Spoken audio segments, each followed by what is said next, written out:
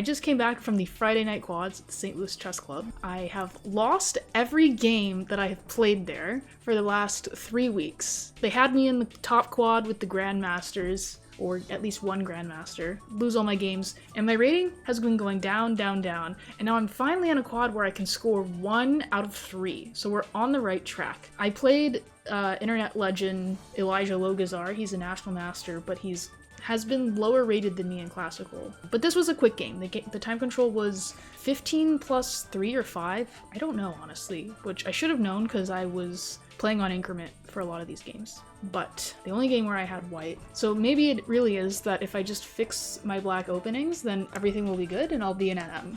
Maybe, probably not. He's like read every book on Chessable, and like we had to impose a rule at the chess club about the library that you can only check out a certain amount of books because of this guy. He had like 9 books checked out at the same time, I think, at least, and he was reading all of them. For a minute I was like, oh, I shouldn't go into theory, but you know, also I'm just trying to learn. I'm trying to play chess. So you just gotta treat it like any other game. No metagaming. So I went d4. My opponent went d5, c4, c6. Let me turn off this pesky evaluation bar. How do I get rid of it? I don't want to see it. There you go. I go for knight f3, e6, g3, d takes c4. So something you're going to notice right off the bat. Black has made 1, 2, 3, 4 pawn moves, 0 piece moves. So naturally, I could try to go take this pawn back. I'm down a pawn, but that's going to take some time. And it's going to take even more pawn moves from him if he wants to hold on to it. So the way I want to make my advantage shown here, you know, is he has a pawn for it. But I want to increase development. I want to castle as soon as possible, and I want to prevent him from castling. So I go bishop g2, he goes b5, I castle. He still only moved pawns. Bishop b7. And here was like the first place where I'm not sure what to do. Hello, Cheesy Gazebo.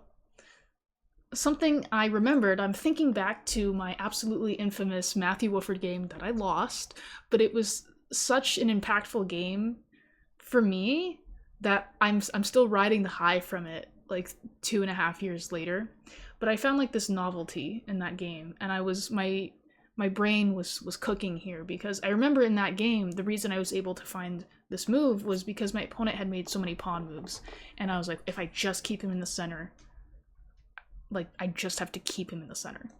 So, and I also thought back to a game I played in Mid-America last year, where, like, I think the way I described it was knight e5 can't be bad, because, like, if f6, even if I lose a tempo, too many pawn move, not enough piece move, it's fine, you know what I mean? And then f6 won't be available for the knight. The other thing that knight e5 does, I'm explaining this like it's not known theory. It wasn't real. I don't really know the theory. I just kind of think about stuff. I'm sure at some point I knew this theory. This is theory, but I'm explaining it how I was thinking about it. It immediately is restricting development even further, because this knight is difficult to develop without hanging the c-pawn. It also prevents c5 ideas. He can't play c5 because it's now going to be pinned. And it also has another idea in mind that we'll see somewhere down the line. It also actually is nice because one of the main ideas in this structure, where black is desperately trying to hang on to the pawn on c4, is my main idea is going to be a4 or b3 to undermine these pawns. And, you know, when that happens, b4 won't be a resource because it'll just hang the c-pawn. So it's doing a lot of things, this knight e5 move. It's also looking at f7, which is like, why would you even mention that? I don't know. Knight f6, developing a piece. a4, as I mentioned. And, you know, taking would be terrible, as we said, because now black has 4 separate pawn islands, 2 pairs of doubled isolated pawns, and I'm like gonna win all these pawns back. Just not a move that anyone would really consider. I'm threatening to take.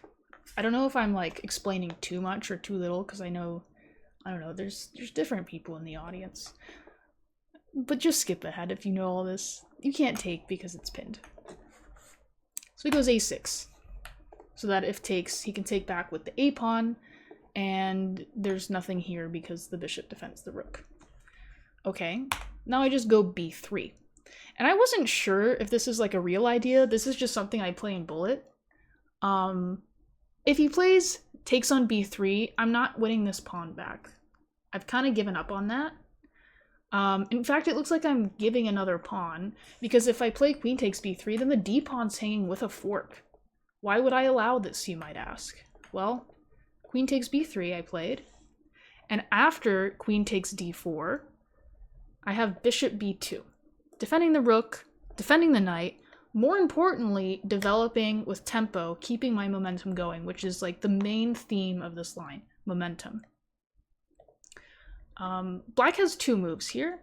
Apparently this is still theory. I was not aware of that. I was like really nervous here. I was worried about queen b4. I wasn't sure what to do there. I don't want to trade queens because I'm down 2 pawns at this point, and my compensation goes out the window if a queen trade happens. So I'm worried about queen b4. I'm thinking I have to go queen c2, something like this, add some pressure to the pawn. And then maybe the queen can be misplaced here because after the bishop comes to a3, again, we're going to be preventing castling in a lot of cases, either by blocking it or trading on f8, so one of these pieces has to move. So apparently this is good, and queen c2 would have been the best move if he had played queen b4, but he went for queen b6, which has like a slew of other issues with it. Now, I had a feeling I might still be in theory, and again, I'm looking back to my Matthew Woodford game, which apparently wasn't like this at all. I mean, it was similar. But here are some things I'm looking at. The queen and the knight, you know, if one more piece is in the attack, something can happen on the light squares. The b pawn is pinned, so c4 is always an available square for a knight. Black, if he goes bishop e7 and castles, he's up 2 pawns, and he just promotes the pawns in the endgame. I don't want to do that. So I'm pretty sure that the theoretical moves are like knight d2 or knight a3, like kind of with the same idea, I'm pretty sure. But I played what maybe is a novelty, is it? I played a novelty in this position, which isn't, it's a decent move, and it has lots of good ideas behind it. And it's also cool because it's a novelty that I didn't like find from someone else. Like this is an idea that I found in a classical game years ago that I get to use again years later in some random quick game. So I don't want him to castle. Okay. I go bishop h3. Ridiculous looking move.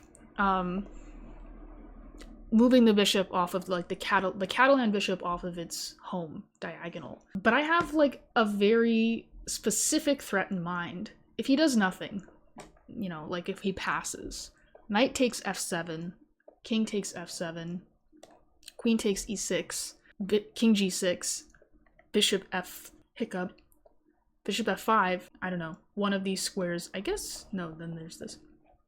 And then bishop c1, oh, it's not mate, he is this, bishop e3, is this mate? No, here, he doesn't have to sack the queen. I didn't calculate this, again, this is a quick game. Let me actually get my score sheet so I can tell you how much time I was spending. This was basically intuitively understood that it's like vaguely a threat. I'm not necessarily going to do it, but he needs to make a decision here. I played bishop h3, I have 10 minutes on my clock, and my opponent still has 15, so he's been playing on increment this whole time, which is the common theme. Yeah, I like to write down the time because I like to know if I'm correct in the way that I am managing my time or not, and it helps me fix things like that. So there's like different ways to defend this. c5 is what I was expecting, and it's what he played. Kind of immediately taking advantage of this diagonal, making his extra pawns felt while also adding to the defense of e6. This move makes the most sense. I now go knight to a3. I wasn't sure if there was like a big difference between these moves, but again, it's quick chess, so I have to just pick something. How much time did I? I spent 2 minutes on knight a3, and my idea is clear. I want to put a knight on c5, taking advantage of the pin. And more importantly, I don't want this bishop to develop, so I'd like to discourage bishop e7 or bishop d6 in some cases. I want to keep gaining momentum. I want to keep developing pieces with tempo, and just having the most active pieces possible. So my opponent goes b4, which didn't make any sense to me, honestly, because I was going here next anyway. I guess maybe I was threatening this, but I didn't even think about that I was threatening it. I just wanted to go here. So I was happy here because I basically got to do this for free. I don't think this helped his position in any way. The queen is attacked. The queen does not have many squares at all. If the queen goes to d8, then the queen is no longer helping with the defense, and it's also just setting up for the next game. In fact, in my Matthew Pikus game, I remember he ended up having to play like a bishop c8 and a queen d8 at some point. And of course, I will be linking that game in the description of this YouTube video, so you can go to the you know, the thing I can't let go of that game. It was so fun. Okay. Opponent goes queen c7. And now, you know, this is defended. But if he goes bishop e7 to castle, guess what's not defended? f7. So that means that the only thing I have to account for is the d6 square if I want to keep the king in the center. So I simply go rook f to d1, which does a lot of things. Bishop can't come to d6 anymore. It also, in these like sack lines I was seeing, the king will oftentimes be kind of in a mating net already. I will show you the Matthew Pikus game, but Matthew Pikus just destroyed me. Like, that game was not close at all. I can show you all 3 games I played, but that one, I just got destroyed. I mean, it's, yeah, I don't know. I'll show you if you want. So my opponent's kind of in a zugzwang of sorts, which is interesting. Like, knight d7 also kind of messes things up.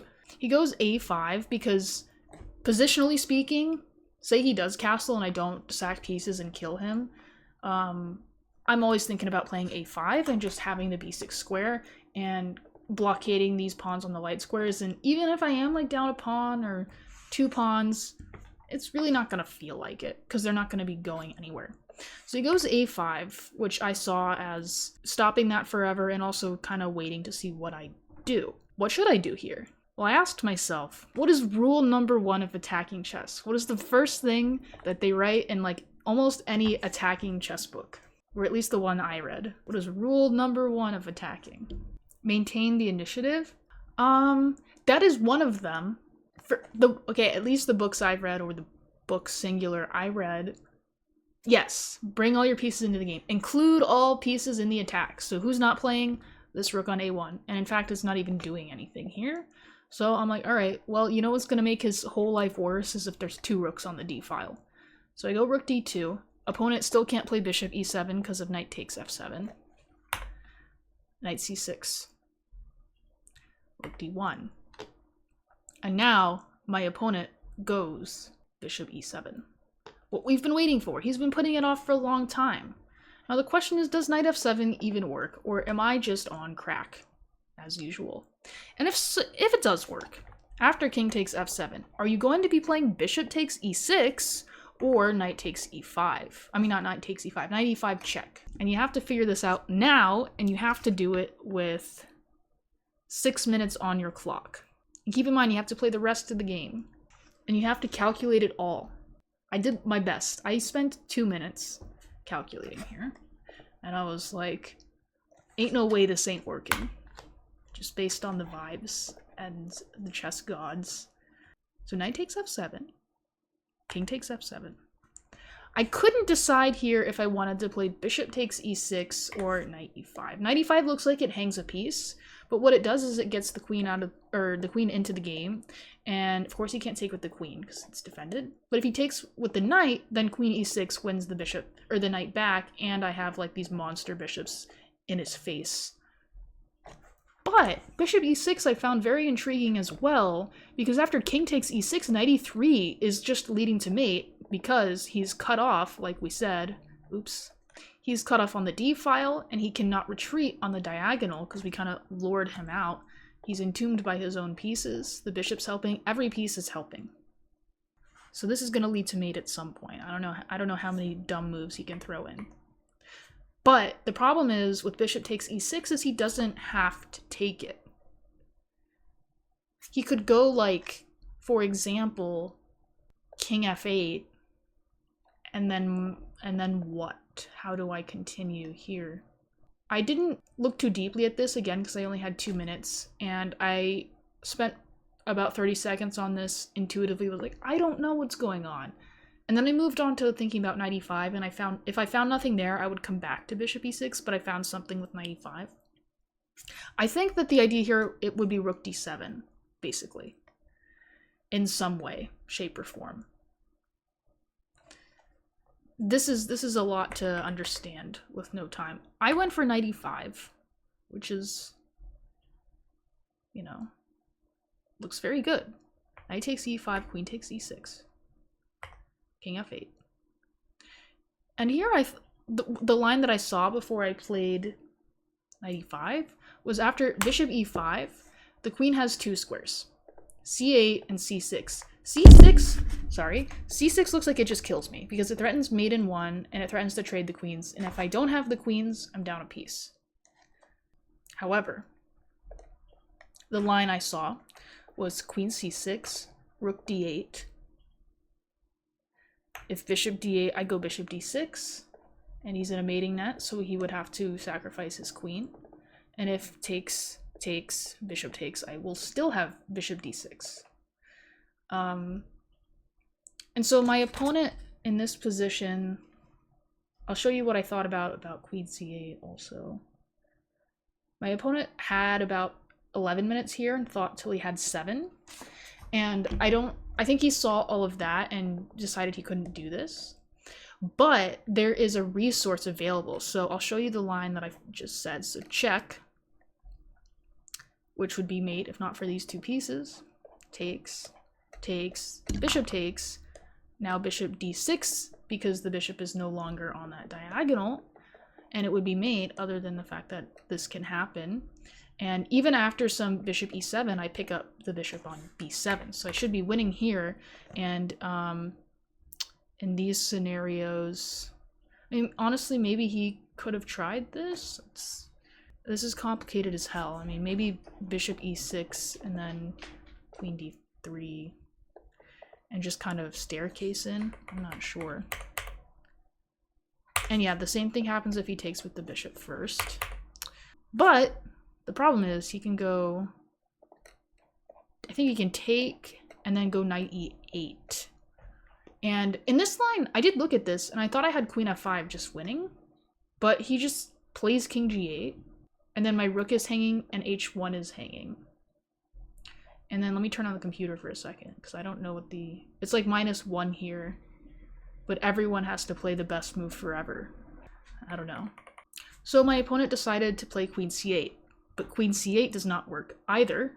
It does stop this threat, but there is something else that is a problem. At first, this looks like a really big problem, actually, because if I move my queen, my bishop's hanging and I'm getting mated. But I have a little resource. And when I played this move... Alright, Cosmo, get out of here. When I played this move, he thought for like a minute or maybe like 30 seconds and was like... He said like, wow. And then he just like put his head in his hands and then just sat there for a few minutes. So okay, like basically you can't move your queen and you can't trade queens. That really narrows down the moves that you're able to look at. There's literally one move that stops the queen trade, and so it has to be looked at. Rook d7, bam, threatening mate, mating 2. If he plays knight takes, I have 2 ideas. I have bishop g7 followed by queen takes and, you know, some combination of something and winning. I also could just do what I did in the game and take on d7 and this threat is still here. Still can't move the bishop because of mate. Queen e8 would be the only move, but after queen e8, I have queen f5. No, what did I have here? No, I have bishop g7 here. King takes g7, rook takes, And if he goes back, this is a forced mate. Because if he goes here, there's this. Otherwise, it's this. So he would have to take, and then I win the bishop at the end. And not only that, he can't go this way because he runs into like a mating net, I believe. So he would have to go back. And then he's basically down this rook also. Oh, also there's a mate. This is mate. But even if there wasn't a mate, you know what I'm saying? Like, these are the things that were happening in my head. And I saw the mate at some point in this calculation, but I also saw it from here. So give me a break. And then if he goes... Okay, so let's say that he takes and he goes... No, if he doesn't take, if he just goes queen e8. Okay, first of all, the bishop is hanging as a minimum. I also have this winning the queen. I don't even know what I would have done here. I honestly kind of relaxed a little bit after rook d7. Let's see what the time situation is like. So I have 3 minutes, he has 6. And he went for knight takes d7, rook takes d7, and queen takes d7. That's how bad this is already, because there's just too many threats. So he gives the queen, but he saves this bishop. So it's kind of similar. Now it keeps going here. So I could play bishop g7, but this is like a little bit different because I didn't see how he was getting mated here. He's got 2 rooks for the queen, and he still has these connected passers. And sure, maybe I'm winning here. Let's see. Yeah, I'm like winning if I find all the right things, but I have like a minute left. And this is not the position you want with a minute left. You want your opponent to have the least amount of counterplay possible, the least amount of hope. They're more likely to resign. So instead, you always repeat, I got my 10 seconds of increment, and then I went queen e6. And I have a few ideas with this move. So this is the threat, so he goes king f8, but now I reroute the bishop with a tempo on the rook, and now there's a checkmate threat. He goes rook a7, I threaten mate, he goes this way. And at this point I stopped keeping score, and I'm playing on like literally 10 seconds. After bishop c6, I think I almost flagged, and I played bishop c6, and then I went queen d5, and I remember at this moment my clock went 5, 4, 3, 2, and I reached to make a move, and I went here, and I hit the clock when I had 1 second left. And this move is really cool because if rook takes, this is mate. Because the rook now takes away his last square, and so the bishop and queen deliver checkmate. So he can't take it, but he also can't keep going this way, so he has to come back. No! But now the bishop's in the right spot, and at this point I'm like, alright, I almost flagged just now because I'm thinking too much. It's time to just... It's time to convert this position. So I decide to just win a bunch of material by taking this rook first, and then this check with a fork, and I pick up the bishop at the end, and after bishop g7, I take this pawn, and now I take on c4 because this is pinned, and he resigned here. So I was so happy after this game, and I was convinced that this was like the best game I had ever played, because I couldn't even think of a point where where he had a defense. Like, I didn't see a defense at any point. Now, if we go back, we're gonna see that there were some things wrong with what I thought was happening. There were some things wrong. Let's go all the way back to knight takes f7. This one pisses me off. If this were a classical game, I would have had time to like understand the difference between these two moves. They are both good looking, but only one is winning, and it's bishop e6. Knight e5 does not win, because after knight takes e5, queen takes e6, he needs to go king e8, first of all, because that's going to avoid all of these ideas. So like after this move, queen c6 works. First of all, because this square is defended. I mean, there is no second of all, that's just like... But we were both, for some reason, thinking like, oh, he shouldn't walk into the pin, I think. Like, it's natural to think these things. But after bishop takes e6, of course this line I was fine with, but I just didn't know what was happening, where he was putting his king. There were so many open things here. But like after king f6, it's kind of the same idea I played later on. Either I play bishop f6 and rook d7, or just play rook d7 right now. And then we don't really need to count the material. It doesn't really matter that I'm down a rook here, because my pieces are just destroying him. Like, where does the queen even go? b8, then queen f3 comes in. I don't quite have queen takes f6, which is sad, but I have bishop takes f6.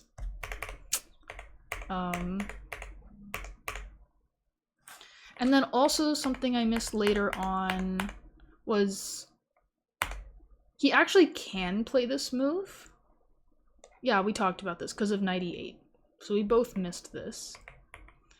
But other than that, I don't know if there was any point where he had, I think, yeah, other than that, all this was like good.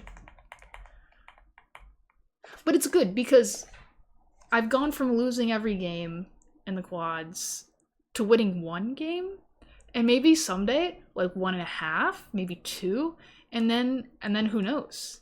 I'll either win a quad or I'll move up and start losing all my games in the next quad up. But if I just fix all of my black openings, because I lost both of my games with black, and I get better at tactics, and I get better at endgames and strategic chess, and then I'll be good, maybe.